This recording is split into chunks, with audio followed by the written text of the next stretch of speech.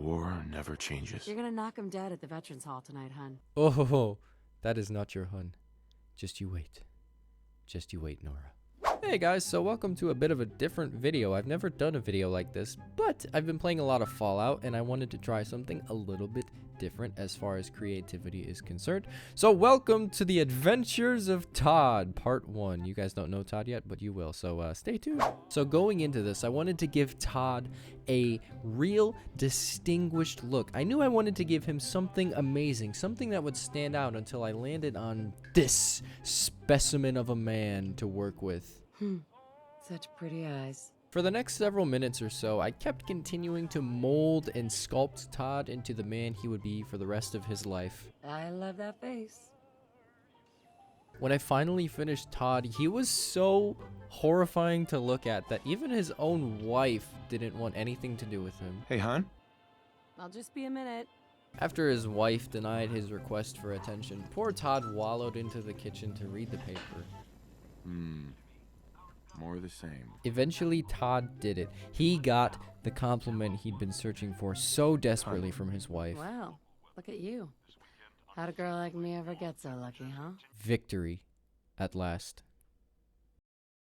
It wasn't long after this victory when a Vault Tech salesman showed up, and Tod responded in his usual sarcastic manner. Heck, he was so unimpressed that he turned his back on the salesman when talking to him. It was pretty amazing. Go away.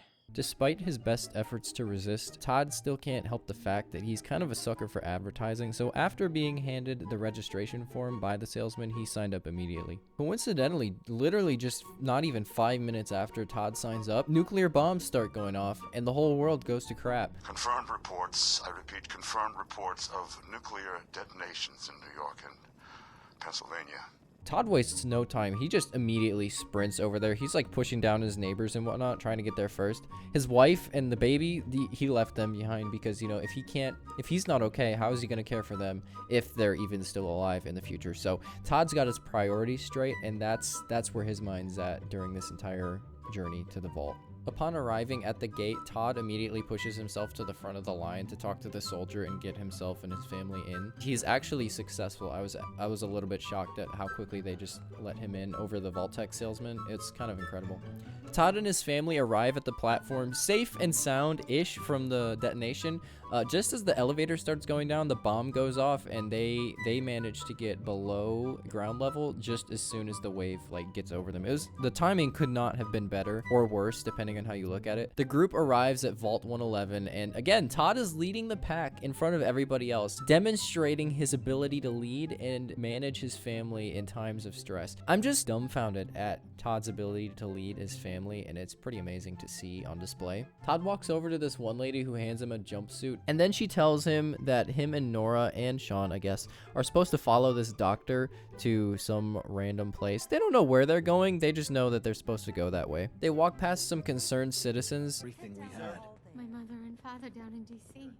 Tod is kind of unfazed by everything because he's always got his stoic persona on, and it's pretty amazing. It's got its pros and cons, but in this situation, the pros definitely outweigh all the cons. The doctor leads Tod and his wife over to these little pods, these decontamination chambers, he calls them. Without any questions, Tod just climbs right into the decontamination chamber. He somehow changed into his jumpsuit like 2 seconds before doing that. I don't know when or how, but I'm not going to ask questions at this point. The group is locked in to their decontamination chambers. The doctors walk away, which is kind of sus, but, you know, whatever. We're not going to question that. The government definitely has Tod's back in this one. Lo and behold, though, everything starts icing over, and the next thing Tod knows, he's just kind of out cold. Pun intended.